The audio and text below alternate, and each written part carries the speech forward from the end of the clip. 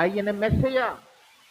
మనం ఏ అభిషిక్తుని కోసమైతే చూస్తున్నామో, ఏ రారాజు కోసమైతే ఎదురు చూస్తున్నామో, మన ప్రవక్తలు ఎవరి కోసమైతే చెప్పారో, మోసే ధర్మశాస్త్రం ఎవరి గురించి అయితే రాయబడిందో, ఆయన వచ్చాడు.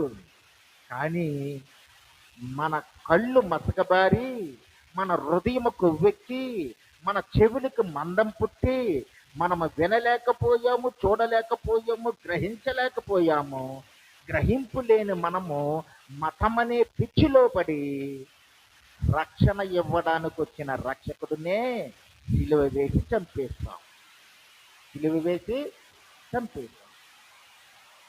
ఆయన ప్రభువైన యేసుక్రీస్తు. ఆ ప్రభువైన యేసుక్రీస్తును నేను ప్రకటిస్తూ ఉన్నాను.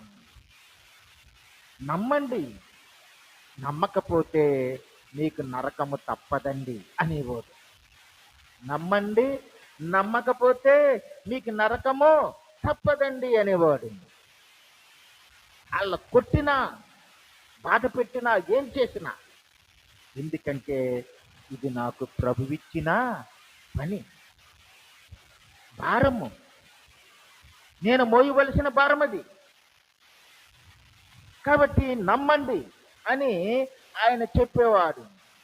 ఇదే విషయము మనము ఇంకా లోతుగా వెళ్ళి చర్చించుకోవాలనుకుంటున్నప్పుడు ఎహెజ్కేలు గ్రంథము 2వ అధ్యాయములో కనిపిస్తుంది. అక్కడ యెజ్రెయేలు ప్రజలు చెడిపోయారు, పాపులైపోయారు, తిరుగుబాటు చేసేవారైపోయారు. వారి జీవితం ఏమైపోయిందంటే చాలా దారుణమైన పాపపు ఊపిలో చిక్కుకున్నా మేము పాపం చేయట్లేదు, మేము చాలా బాగా బ్రతుకుతున్నాము అనుకుంటున్నారు. ఇప్పుడు కూడా అలాంటి వాళ్ళు ఎంతమంది ఉన్నారండి? వాడు పాపే, దుర్మార్గుడే, నేను దుర్మార్గుని కాదనుకుంటాడు, నేను పాపిని కాదనుకుంటాడు. నేను చాలా మంచివాడిని, నా అంత మంచివాడు ఎవరున్నారు అనుకుంటాడు.